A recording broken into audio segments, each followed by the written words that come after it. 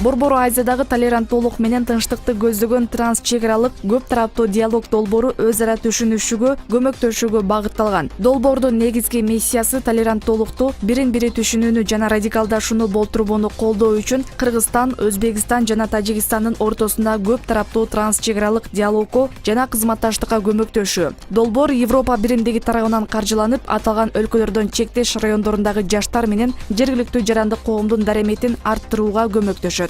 Негизги максаты сиз айтып өткөн ошол 3 мамлекеттин ортосундагы чатакты арылтуу жана жаштардын ортосундагы толеранттуулукту арттыруу максатында уюштурулган долбоор.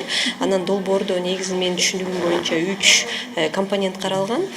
Жана ошол компоненттердин бири ошол медиа стратегия. Демек медиа аркылуу биз кандайдыр бир туура маалымдоо аркылуу, туура маалыматты жаштарга берүү аркылуу ошол толеранттуулукту көтөрүүнү көтөрө алабыз деген гипотеза.